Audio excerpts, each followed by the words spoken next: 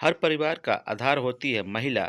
विशेष रूप से पत्नी की भूमिका में वो अपने घर को सजाने संवारने में, घर के प्रत्येक सदस्य की ज़रूरतें उसकी इच्छा अनुसार पूरी करने में अपना पूरा जीवन लगा देती है। इस पूरी दौड़ भाग को आमतौर पर महत्व नहीं दिया जाता। सब मानकर चलते हैं कि स्त्री का काम ही यही है। लेकिन सच्चाई तो यह है कि एक मकान को अपनी चतुराई, अपनी मेहनत और अपने जतन से स्त्री घर बना देती है। सही मायनों में कहा जाए तो स्त्री घर का भाग्य बना देती है। किसी गांव में 7 भाई रहते थे। माता पिता का देहांत हो चुका था। सातों भाई कंगाल में जीवन काट रहे थे। ये रोज जमींदार के खेतों में काम करने जाते और शाम को मजदूरी में एक एक किलो चने लेकर आते। घर आकर वे चने सेकते और खाकर सो जाते। गांव के मंदिर के पंडित जी से उनकी दशा देखी ना गई। उन्होंने एक दिन बड़े भाई से कहा कि तुम्हारा विवाह तो हो चुका है, बहू का गौना क्यों नहीं करा लाते। भाई ने कहा कि पंडित जी, खुद के खाने के तो ठिकाने नहीं हैं, उसे कहाँ से खिलाएंगे। पंडित जी ने कहा, बेटा, स्त्री के हाथ में पुरुष का भाग्य होता है, क्या पता उसके पैर पड़ते ही तुम्हारे दिन भी फिर जाएं। पंडित जी की बात पर सातों भाइयों ने विचार विमर्श किया और दूसरे दिन बड़ा भाई अपनी पत्नी को लेकर आ गया।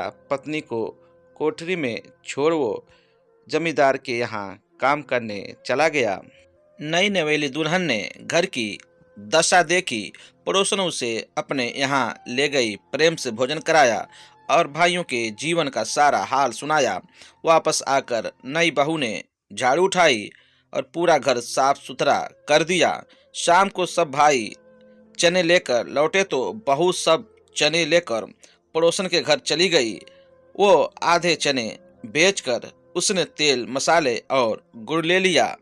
वही चक्की में चने पीस लिए और घंटे भर में रोटी, चने की दाल और गुड़ की पत्तल सातों भाइयों के सामने परोस दी। सब भाइयों की आंखें फटी रह गई। ऐसा भोजन अपने घर में उन्होंने कभी न किया था। दूसरे दिन भाई काम पर चले तो भाभी ने सबको रात की बची एक एक रोटी नाश्ते में परोसी। जीवन में पहली बार वो नाश्ता करके घर से निकले। दूसरे दिन सातों भाइयों को पहली बार जल्दी घर पहुंचने की उमंग उठी। जल्दी जल्दी काम निपटाकर वे चने लेकर घर पहुंचे और फिर स्वादिष्ट भोजन पाया। आज बहू ने अनाज रखने के कई कोठे भी बना लिए थे और सभी भाइयों से कहा कि रोज मजदूरी में अनाज बदल बदल कर लाइए। देखते ही देखते घर हर तरह के अनाज से भर गया। अतिरिक्त अन्न बेचकर नए बर्तन और बारी बारी से सबके नए कपड़े भी आ गए।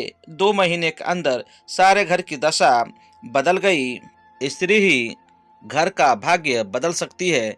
एक दिन पंडित जी उनके घर के सामने से निकले तो भाइयों ने उनका आशीर्वाद लिया।